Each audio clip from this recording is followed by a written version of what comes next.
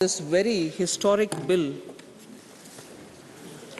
which is, as Mahesh Jethmalani, Honourable Member, mentioned, whose time is long overdue. Time has come is not the word, but it is long overdue. And I actually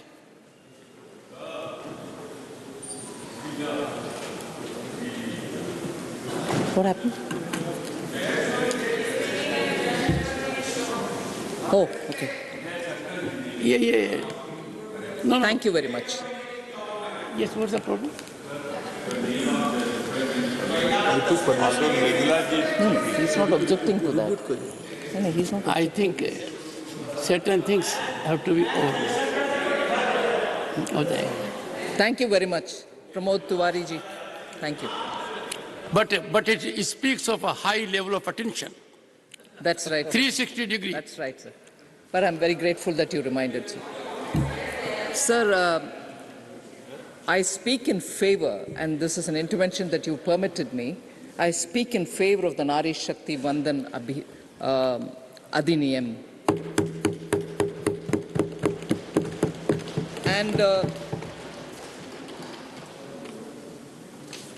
And this proposed 128th amendment has actually been very thoughtfully crafted, considering that we are at a very critical stage of our development process.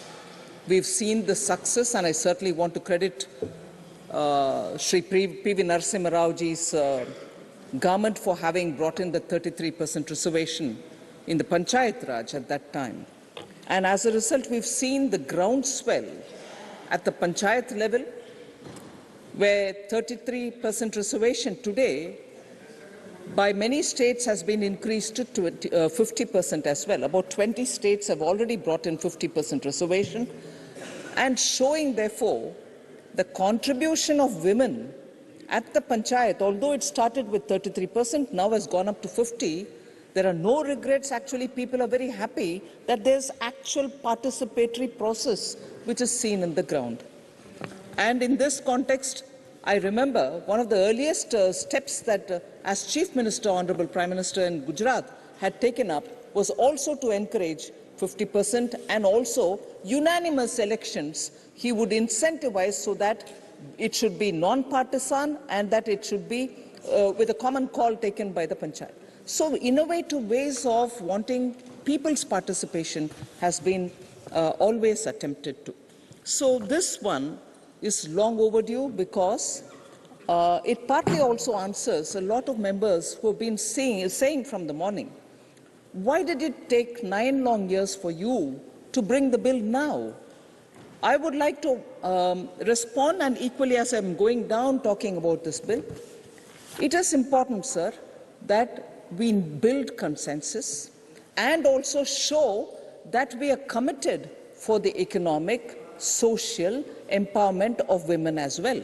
We've heard several members today speaking about how since 2014 there have been very sincere ground-level attempts to provide house, provide drinking water, provide smoke-free kitchen, provide dignity, which was a word used by Mahesh Jethmalani just before me, about providing toilets and so on. So these are also the fundamental bricks which build on empowering women. So social empowerment, economic empowerment, I'll go into a bit of detail a bit later.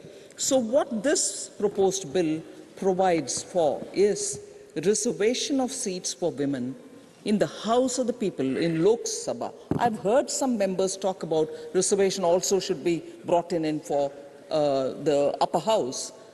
With the indirect election process and the way in which preference is shown in the voting, it's just not going to be possible to do any reservation. Let us keep that outside of this discussion, although it's well-meant. I mean, the well-meaning suggestion has come in, but that's not going to be workable if it is not a direct election. So this bill actually provides, therefore, for reservation of seats for women in the House of the People, Lok Sabha, and also in the legislative assemblies of every state, and also in the National Capital Territory of Delhi. It proposes, sir, again, people have picked up on this word, but I reiterate it. It proposes that as nearly as maybe 1/3 seats shall be reserved for women. So that's the first two salient feature of this bill. So what it would do is to bring in a new article 330A, which is intended for reservation of seats for women in the Lok Sabha. Second, it also brings in a new article 332A, which proposes reservation of seats for women in the state legislative assembly. Another, which is an existing article, which is 239AA, is proposed to be amended for providing reservation for legislative assembly of National Capital Territory of Delhi. So all these three are happening. It also then intends that there shall be a reservation for women belonging to scheduled castes, scheduled tribes, in respect of the seats reserved for scheduled castes and scheduled tribes. So consequential amendments, sir, over and above all this, will also be made to the relevant acts for Puducherry and for J&K. Now, we come to the point on which, again, the previous speaker has gone into greater detail with his legal acumen to say how exactly this is going to be implemented. I'll have a minute on that. As far as the implementation of the proposed reservation for women, the new article 334A is inserted into the Constitution. It intends that after the bill is enacted, and after the bill comes into operation, and thereafter that, whenever the first census takes place, and the relevant figures for that census are published, a fresh delimitation exercise shall be undertaken, and for the purpose of delimitation of seats for providing reservation for women in the Lok Sabha, in the state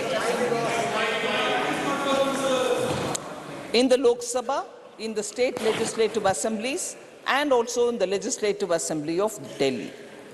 Now, this exercise of delimitation, sir, will be limited to identifying the number of seats and those seats which are to be reserved for women, and it shall not affect the interstate distribution of seats of Lok Sabha and the legislative assemblies of the state.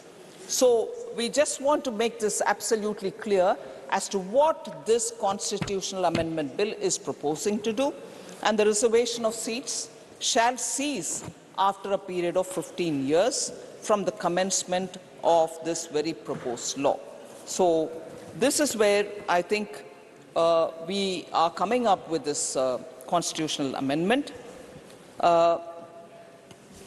It also sort of very clearly states that this reservation shall not apply until the Lok Sabha or Legislative Assembly of a particular state or the Legislative Assembly of Delhi is dissolved. So that is the main feature of this proposed constitutional amendment. Is this the first time we are talking about this reservation for women? Not at all. There have been 4 genuinely serious attempts to get this bill through, sir. The first ever attempt was in 1996 on 12th September in the 11th Lok Sabha, where Sri H.D. Devegowda was the Prime Minister, and that bill which was brought in was referred to a joint committee headed by Srimati Geeta Mukherjee, who immediately took up the work, and within 3 months, on 9th December 1996, she gave her report, and the bill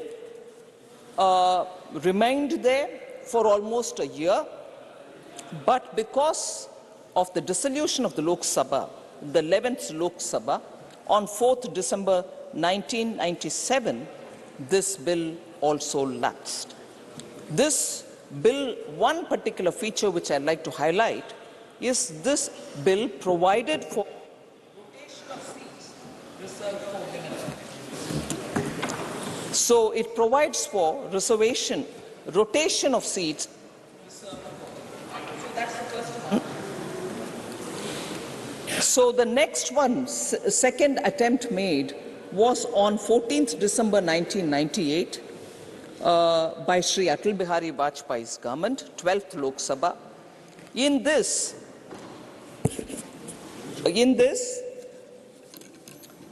the bill was almost identical to the one which was presented earlier, but a 15-year period was brought in.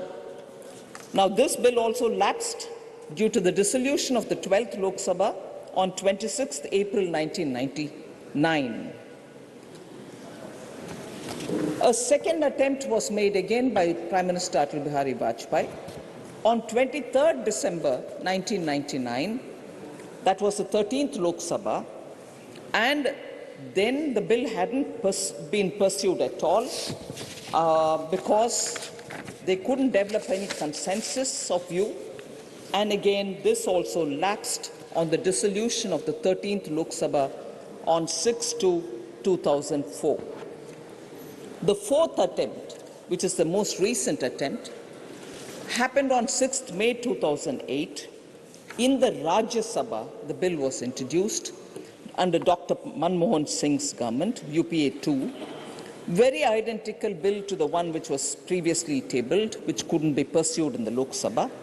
And this bill, which was brought in the Rajya Sabha, was referred to a standing committee, a department-related parliamentary standing committee on personnel, public grievances, law and justice on 8th May 2008 for examination. And it got passed, taken up for consideration and passed in the Rajya Sabha on March 2010, and then it was transmitted to the Lok Sabha on 12th March 2010.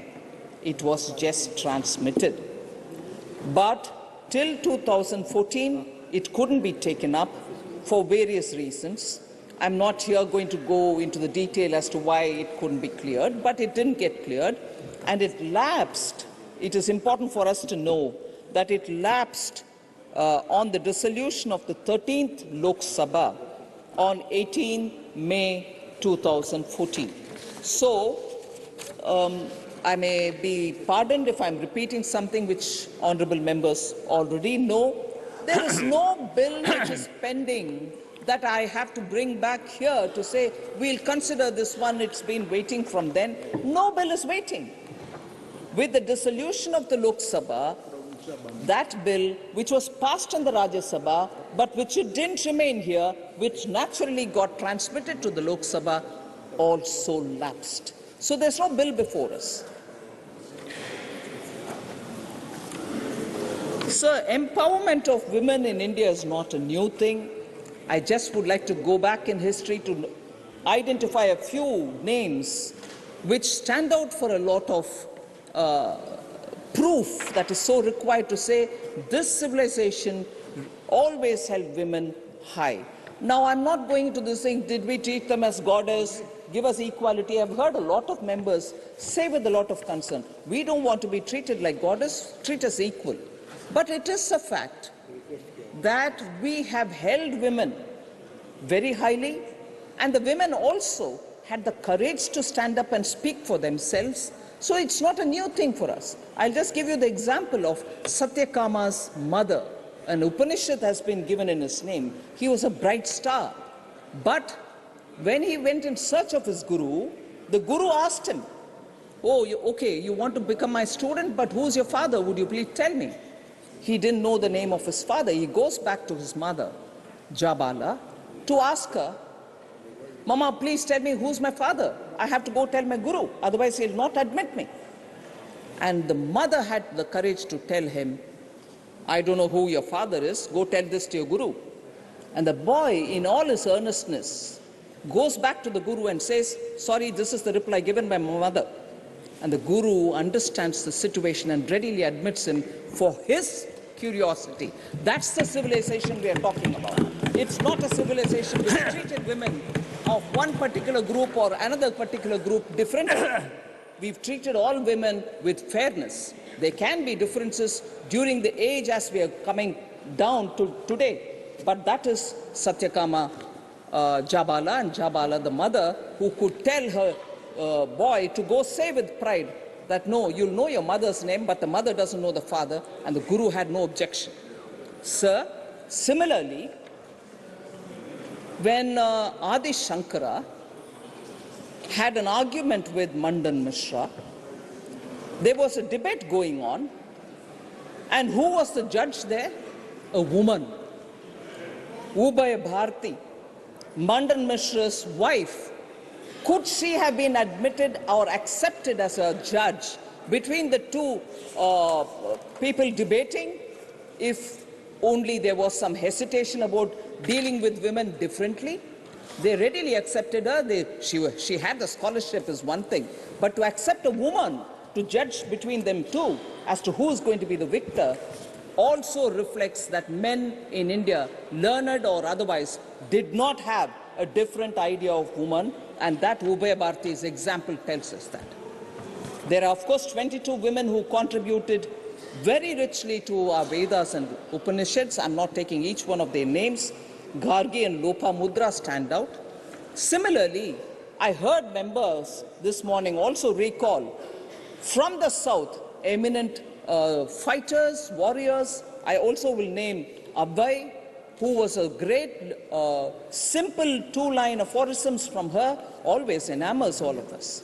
Karakal Ammayar, who was a great bhakti saint. She's treated as a Nayanmar. So in India, women have had a role in literature, a role in very many different situations. Women warriors, sir.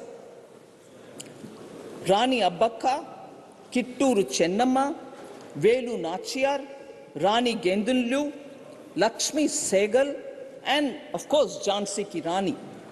All of them, I've just taken a random list. So is their prowess in science. E.K. Janaki Ammal was one of the earliest scientists of India. Asima Chatterjee, Anandi Ben Joshi, Anna Mani, and Darshan Ranganathan are all women of eminence in science. So we've had this culture of allowing women to do whatever their aspirations lead them to do, and we've respected it. Of course, as they say in Hindi, Vikrutiya have come into the system. We'll have to cleanse that, and efforts are being made. Now, in this, I want to highlight, sir, that the party that I represent, BJP, has been consistent in its support for women's reservation. BJP held its national convention in 1994 in Vadodara, and there very clearly stated that we stand for reservations of women, reservation for women in the parliament and also in the state assemblies. If that was in 1994, 1998, BJP reiterated its commitment for women's reservation by introducing it in the Lok Sabha, which I just mentioned a while ago under Prime Minister Atal Bihari Vajpayee. In July 2003, BJP held a national executive in Raipur in Chhattisgarh, and there they passed a resolution seeking 1/3 of all Lok Sabha constituencies to be converted for reserving for women. Progressively, that opinion has been refined now that in 2007, in the national executive, it approved 33% reservation for all organizational positions within the party. And in 2008, sir, BJP amended its constitution to provide 33% reservation to women in its cadre posts as well. And let me take this opportunity, sir, in all humility, to thank my party. I am one of the beneficiaries of this reservation for women that I am here today, and I thank my party for having given me that opportunity. So BJP has been consistently supportive of women's reservations, sir.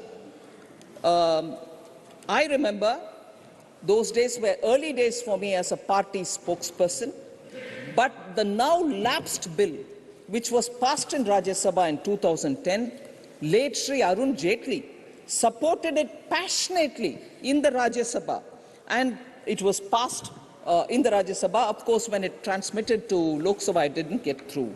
So, BJP has been absolutely steady in its support for women's reservation, and this morning I heard some honourable members also refer to some very picturesque moments when Honourable late Srimati Sushma Swaraj had waited outside the Parliament House, received Brinda Karat, the Honourable former member of the Rajya Sabha, and they both hugged each other in joy that the Rajya Sabha passed the bill and it is now the turn for Lok Sabha.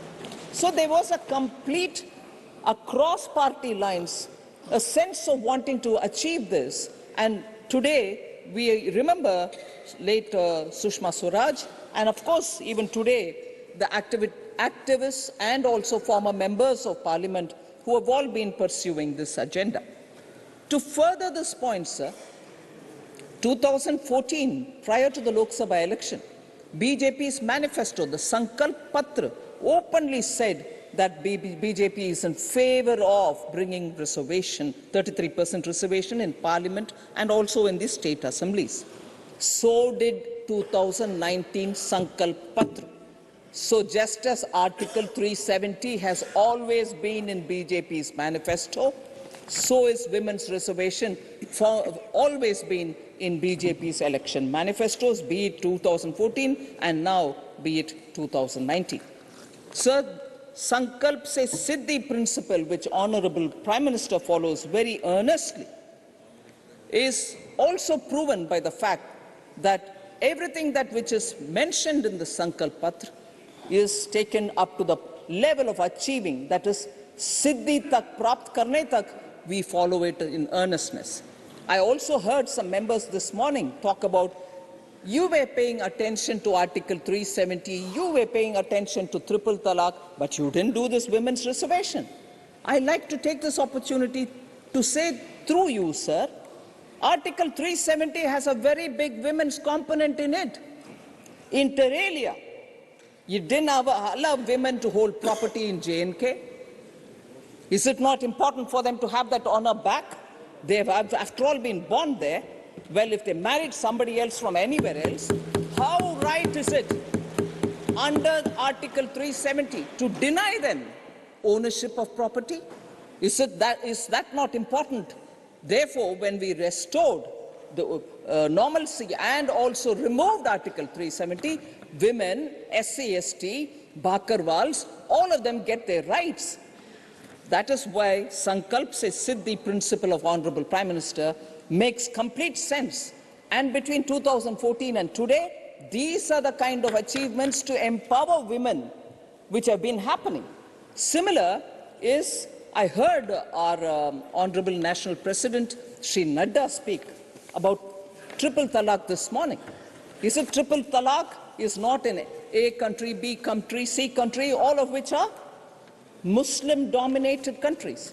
But in India, it took us a whole process of going through the courts and again politically convincing our people and then bringing it in. But Prime Minister Modi did not hesitate.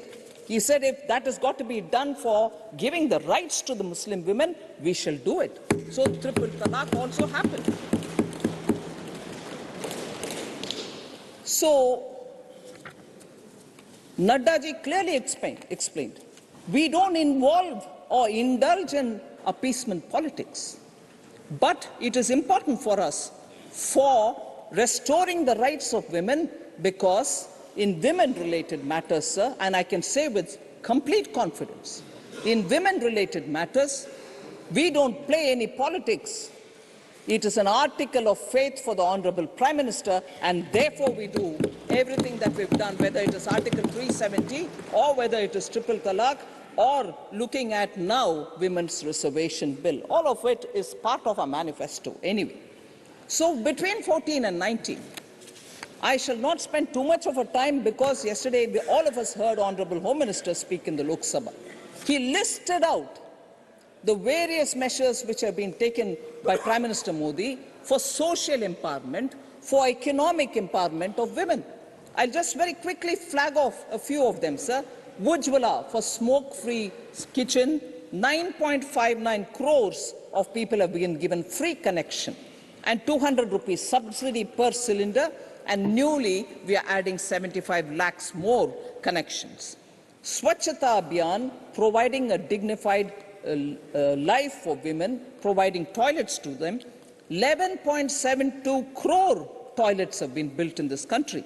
Beti Bachao, Beti Padhao has actually helped in restoring a fair balance between gender, because gender asymmetry prevailed all over the country. I heard Honourable Member Thambi Durai talk about how there was this cradle scheme which was brought so that children, as soon as they are born, being girls, are not killed, and that was a step some time ago taken in Tamil Nadu. Many states have done many such steps in order to restore that parity in the gender, in the sex ratio. Sir, Prime Minister Modi's government is the one which gave from 12 weeks of maternity leave to 26 weeks of paid maternity leave for women. These are empowering women. What were we doing between 2014 and 19? These were the things which we were doing. So we didn't forget for a moment empowerment of women. Water to the house for health reasons. Otherwise, they were spending hours going miles to get to drinking water. 9.82 crore gender in the sex ratio. Sir, Prime Minister Modi's government is the one which gave from 12 weeks of maternity leave to 26 weeks of paid maternity leave for women. These are empowering women. What were we doing between 2014 and 19? These were the things which we were doing. So we didn't forget for a moment empowerment of women. Water to the house for health reasons. Otherwise, they were spending hours going miles to get to drinking water. 9.82 crore new connections of Nal Se Jal, Gar Gar Jal has been implemented. So I won't go further into that list of social empowerment and the economic empowerment. But I certainly will take a few more minutes, a bit of considerable time if you would permit me, sir. Empowering women, there cannot be a more substantial measure than finding them in the armed forces. I list out the kind of things Prime Minister Modi has taken to get women have that equal treatment. Many of our honourable members saying, treat us equal. We don't want you to do puja or treat us like goddess. No. Can there be a better place than the three armed forces where we have brought women to be at par with men, and they stand there clearly? I'll give out the list, sir. All wings of the Indian Armed Forces have women in combat roles now. Women are allowed in combat services and in supervisory roles. I'll start with the Central Armed Forces, paramilitary forces. In 2016, Prime Minister Modi's government took a call, a historic move, decided to reserve 33% posts at the constable level for women in CRPF, CISF, and to begin with, 14 to 15% posts at the constable level in the border guarding forces such as the BSF, SSB, and ITBP have been brought in a phased manner. That's equality. That's treating men and women equal, literally in the uniformed services. Similarly, sir, admission of girls in Sainik schools, unimaginable, because there was so much resistance. No, you can't do it. Admission of girls in Sainik schools, with effect from academic session 21-22, girl cadets have been admitted in all existing 33 Sainik schools. That was clearly a step which was taken as a decision by Prime Minister Modi's government. Indian Army, sir, has opened up entry for women candidates in the National Defence Academy. You know how prestigious that centre is. And it is one of the male domains which you could never breach. But today it has been opened for female cadets. 19 cadets, including 10 for Indian Army, joining academy every 6 months. Women candidates, women cadets. Some permanent commission is also being granted to women officers in the armed forces. You may think that it is only in the armed forces medical corps, or it's in the dental corps and so on. No. Or it is in the nursing service. No. Over and above that, now women are being given permanent commission in the armed forces as women officers.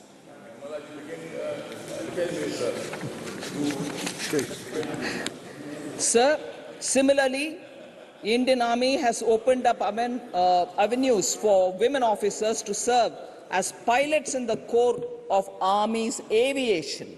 So flying the helicopters for the Army is done by women now. Women officers are also being considered for colonel rank and are being given command appointments, so they can lead commands. Also, sir, there are other ranks which are also getting into the core of the military police in the Indian Army, which has been introduced from 2019. So is the case with Navy. I wouldn't want to read each one of those steps, but today, whether it's Army, whether it's Navy, or whether it is the Air Force, they are all being treated at equal with men. Agniveer scheme, sir. I was very happy to hear Honourable Member Sumitra Balmik. Is she here now? Yes. She mentioned it, sir. Women are getting recruited as women Agniveers. I was going to mention it, but I was glad to hear it from another member of this House. From the first batch itself, we have women Agniveers. So now, without taking more time on talking about the larger issues, I'll come to responding to some of the members who have raised some issues where I wish to explain. Some members, Ramnath Thakurji, K.C. Venugopal, Priyanka Chaturvedi ji, Phulo Devi Nettam ji, have all raised this issue about, you came to power in 2014, why have you taken 9 years to bring this bill? I think I've explained it, that we've spent a lot of time and attention on delivering on social empowerment and also on economic empowerment. In the meanwhile, you also saw how they have been empowered to get into the armed forces and the central armed paramilitary forces as well. Explanations and details with facts have been given by the Home Minister yesterday in Lok Sabha.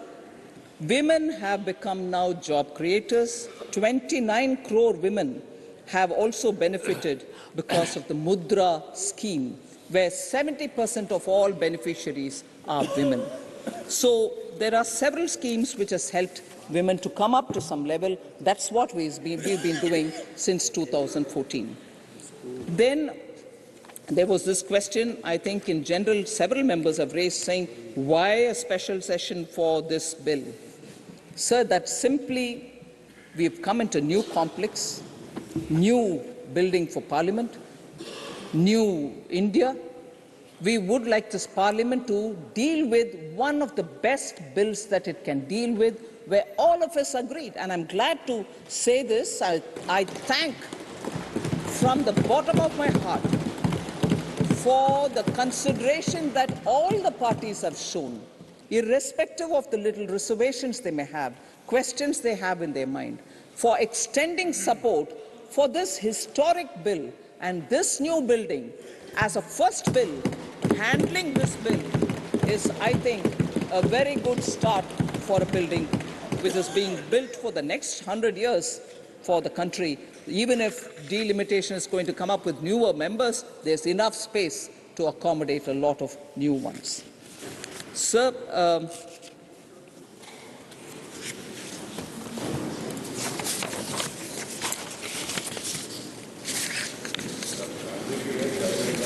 it was a bit disheartening to hear some members say, oh, this bill is a jumla. This is a very catchy word. A lot of people love using that word, but no. Whoever said it, I'm not particularly naming the members, it is not a jumla. This bill is not a jumla. I want you all to please attend to the points that I'm trying to talk. And the context in which the Home Minister said, I think, has been well understood, but it's convenient for us to use jumla again, no? So we forget the context in which Honorable Home Minister said it. So the legal process, no, thank you. That was misunderstood, or you're interpreting it differently. I don't want to get into it. Now I'm talking about the Women's Reservation Bill. Legal processes which need to be adopted for enabling this provision has been defined and described by a legal luminary, but I will certainly repeat it for us to know, and I'm sure many of our senior members here will appreciate that without amendments as regards UTs and without the delimitation happening, and delimitation process is a quasi-judicial process. It needs an appointment by law. It needs a Supreme Court judge to retire to head it. It needs members from the Election Commission. It will also have member representatives from every party, recognized party. So it is not a exercise to push the decision further, but once we pass this, and once the states also pass their respective law, is when this, and in the meanwhile census taking place, with the number or the figures of the census notified, the ball sets rolling for a delimitation commission to come into play. So unless we do it, and in that I'll get into the detail why this 2026 stands out for us. Why 2026? Why can't it be earlier? I'll try to explain it as well. It is not something which we have done it. We are carrying a legacy where delimitation dates have been frozen, not once, frozen twice, and for long periods of time. I'll get into that. But with these handicaps or with these realities before us, it shall not be possible to implement it now in 24 itself. Our intention is clear. Clear it all up. And once the census is over and the delimitation sets rolling, you're going to have it the moment it is finished. So, no jumla, ma'am, whoever said it, but truly it's going to set that course which was very clearly, from a legal side, explained. It also says, one of the discussions this morning, sir, saying, why did you have to bring it now? You're going for an election, you're probably worried about the election. No, as I said earlier, it is an article of faith. Whether it is now, whether it is all the 4 times when it was brought to this House, every time BJP has supported the bill. Even that time when it was brought into the Rajya Sabha by Dr. Manmohan Singh, BJP stood out to support the bill. So why would there be any hesitation in our mind? So I just want to be sure that the points that has been raised by some of the members are addressed.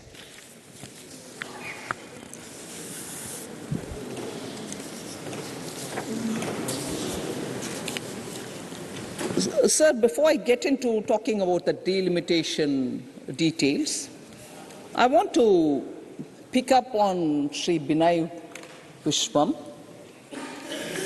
who seems to have forgotten the bill and said many other things about, where are the women, why did you want to form a separate organization aside from RSS, why do you need a Sevika Samiti and so on. They are 100-year-old organizations. All of us know how they are involved in public service, particularly when there is a disaster, a cyclone, a flood. Man and woman are there first. Unclaimed dead bodies, they do the cremation or, as per the law, whatever process for the ultimate end rituals. They are completely dedicated for social service and keeping people together. And if that is worrying the honourable member about why the women have not been taken in RSS. Please, honourable member, I have not given you a flare. Please, please sit down. No, don't do it. Please. Sir, why should they be a separate organization? Why they cannot be part of RSS and so on? At least there is an organization keeping all the women working together at par. If you don't mind me, sir, and if you will allow me this little bit of indulgence, and with the honourable member not taking any offence, because he's spoken quite a lot, I'll rather respond with just one fact. Let me ask him, how long did it take for former member Brinda Karat to get into the Communist Politburo? To get into the Politburo? How long did it take for Brinda Karat? Nobody else. It was public debate. It was a public debate to say, Communist Party, you don't have one woman in the Politburo. And it's not as if you don't have women at all. Poor Brinda Karat had to fight away. And now you're talking about RSS and Sevika Samiti? Please.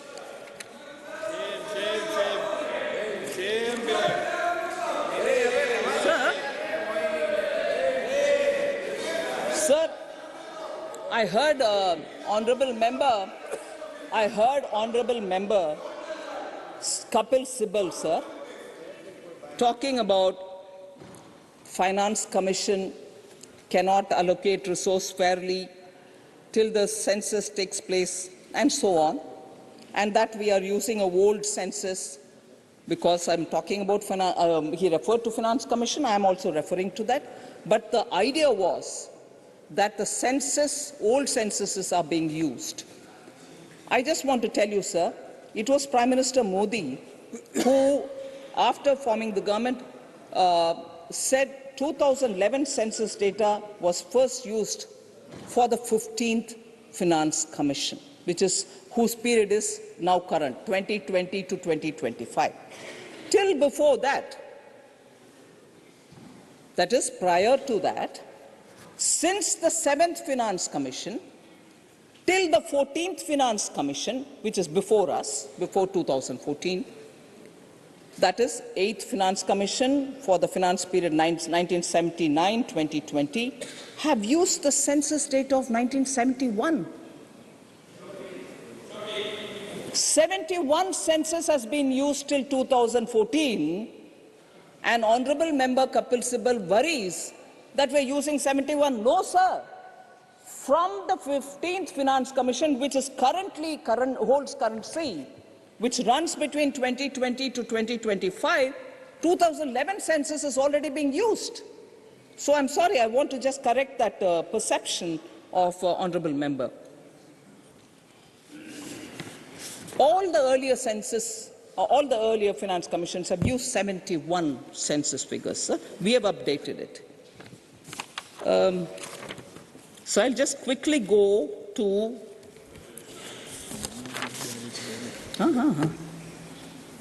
quickly going to talking on the readjustment of seats, sir. It's not a problem that we have created. It's not a problem that we suddenly, realize. I would like to trace back as to why readjustment of seats has to go through a particular process, and it's not new problem today. I'm not saying it's a problem, but it is a situation which was created long time ago. I'll just tell you that Article 82 provides for readjustment of seats after each census. So as per this article, sir, seats of Lok Sabha allotted to the states, as well as division of each state into territorial constituencies, will be readjusted after each census. It provides restriction that such readjustments shall not affect the representation in Lok Sabha until the dissolution of existing Lok Sabha. Just the core facts before us. In 1976, and this is where I'll draw the attention of the honourable members, in 1976, the 42nd Amendment of the Constitution inserted two provisos to this article. 42nd Amendment inserted two provisos, which are under Article 82 and 173. First proviso provided as to when readjustment shall take effect, and the second proviso provided that readjustment shall not be necessary until a new census is done and its figures are published after the year 2000. In 1976 till 2000, delimitation was kept frozen, thanks to the 42nd Amendment. So that during that emergency, you know, the infamous thing which happened, 42nd became a basket case where you put everything, Adobe's list, and passed it all. When the emergency extended period, the Lok Sabha, after completion of 5 years, ran the 6th year and did all this. So the 42nd Amendment froze it till 2000. Thereafter, this freeze till the year 2000 was amended in 2002, the 84th Amendment, and the year 2000 was replaced by the year 2026. So the 2026 is not somewhere coming out of our imagination. The freeze in readjustment of seats has happened in 76 up to 2000, and in 2002 it has happened as an extension till 2026. So, as first census of 2026 will be undertaken into 2031, until that period there will be no readjustment and seats shall remain unchanged, is the position. Now, what we are trying to tell you here, therefore, is after the census now, which can start from early 24 in all probability, it will go, and once the census is completed, its announcements are over about the findings of the census, the report of the census, then the delimitation commission can be set, and it will do its job not just for the Lok Sabha seats but also to the states. Then the reservation comes into implementation. So I won't spend more time on that, sir. There's one more response I want to give. Shri K.C. Venugopal had mentioned that what happened in 1989, I'm not repeating or quoting his words, broadly, what happened in 1989 when Rajiv Gandhi introduced reservation bill for women in local bodies. Entire BJP gang, if I'm wrong with the expression or words, you may correct me, entire BJP gang opposed it. Stalwarts like L.K. Advani, Atal Bihari Vajpayee, Ram Jethmalani, etc. opposed it. So I just want to go back to actually what happened then. 1989, it didn't get passed. Opposition was there, a lot of opposition happened. Then, of course, as I said, even at the very beginning, it moved to 1991-92, and in 92 it got passed under P.V. Narasimha Rao ji. But what actually happened then? BJP gang? No, I'm sorry. There are others who, it's very interesting to see. Sir,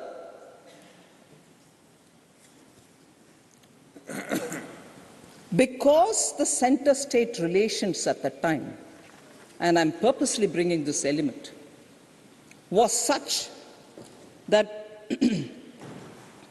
it was felt that the Panchayati Raj plan clearly aims at depriving the states of power to manage their own local bodies. This was the narrative which went into the opposition's minds. Chief ministers like Sri Karunanidhi, Jyoti Basuji, Devi Lal, and Sri N.T. Rama Rao, all of them made it clear to Sri Rajiv Gandhi that this was an issue which required a national consensus.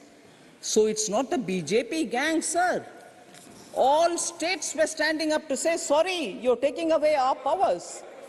And I'm quoting here, sir, Sri N.T. Rama Rao, as reported in a newspaper. If you want, I can always leave this authenticated copy. Said Sri N.T. Rama Rao, let the Prime Minister, I'm quoting here, let the Prime Minister seek a fresh mandate from the people on this issue and then amend the Constitution. Sri N.T. Rama Rao said this about that Panchayati Raj bill. Again, sir, I will add, sir, Ramakrishna Hegde ji said, quote, and I'm reading it exactly as the quote is before me. Rajiv now wants to run the villages from Delhi. We won't allow encroachment on the rights of the states. That was Ramakrishna Hegde, sir. Then Saroj Mukherjee from CPM, sir. It's not BJP gang. I'm telling you about CPM also. The CPM's Saroj Mukherjee said, and I'm quoting here, sir, any attempt to reduce the power of the state in the area of local self-government would be resisted, unquote. So, sir, when you don't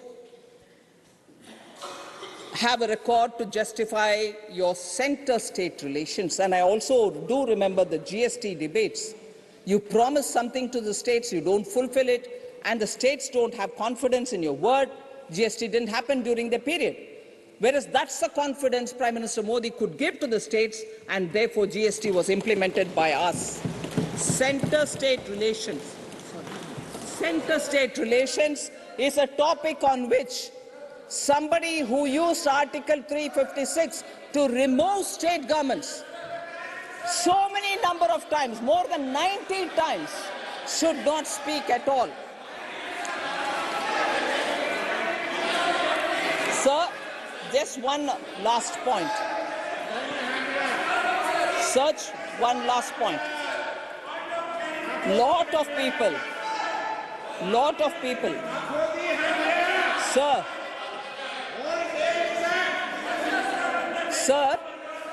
lot of people. One second. Sir, you want me to sit down? Yes. Sir? No, you want me to sit down, sir? Sorry, sir. You want me to sit down, sir? I request you Is to... this because you want to give them peace? I just want to say something to you, sir, in case you want them to be accommodated for giving explanation or clarification.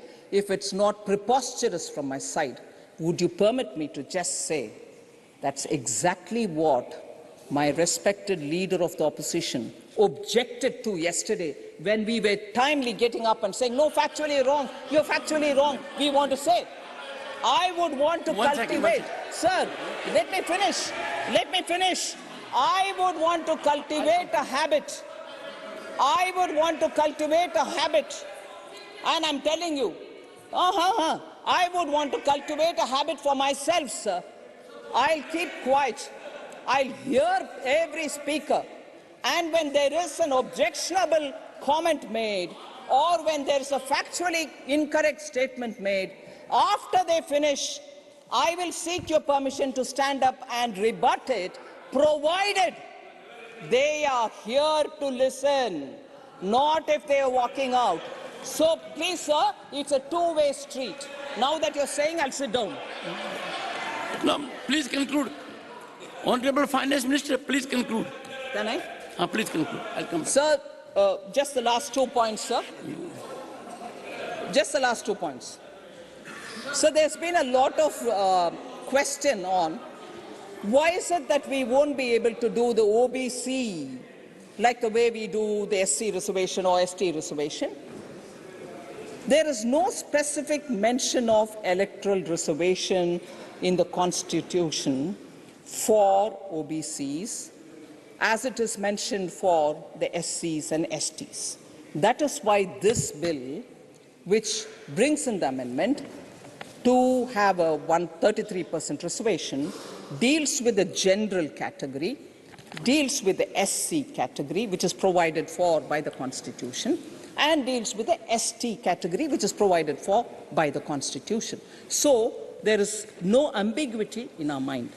So the last point, which is a bit of a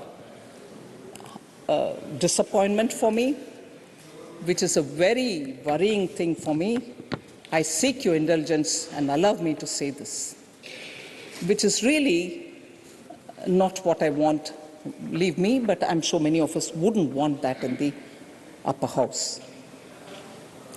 So this morning, I heard insinuations passed against the Prime Minister and Honourable Home Minister. Initially, I didn't think it was meant for them, because it was very metaphorically said about, some men came, they carried money bags, they were also with money, media, muscle power, and misogyny. Sir, I would want this to be finished, and anyone who has an objection can please speak after that. So, when it was metaphorically said, two members came to Bengal, men came with money, media, muscle power, misogyny, and mocked the Chief Minister, I was just plainly hearing it. I didn't think I got perturbed. But I'm happy that you've already said, substantiate it. Sir, I'm glad you said substantiate it. And I thank you for it on the assumption that if it is not substantiated, it will be expunged. But why am I worried about any reference to any two men? I shouldn't really be worried, right? Agreed. That's how I thought it was. But when somebody from here objected to that comment, and finally when it was not permitted, and the honourable member was allowed to speak, he used the names, and if I can recall the lines that he said, sir, he looked at you and said with aggression, sir, if whenever I take the name of Prime Minister Modi and Amit Shah ji, I get under their skin, is what he said. Now, if the two-man reference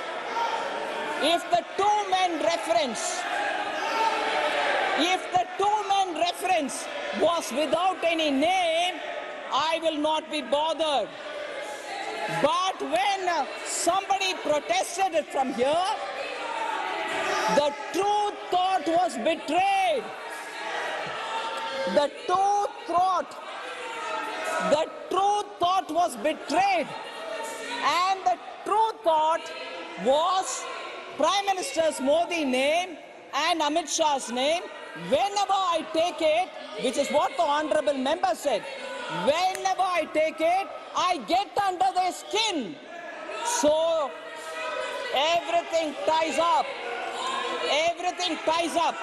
I would humbly request you, sir, that that document be provided here, corroborated, substantiated, if the money, muscle man and the media have come, or else apologize and the remark be expunged. Thank you very much.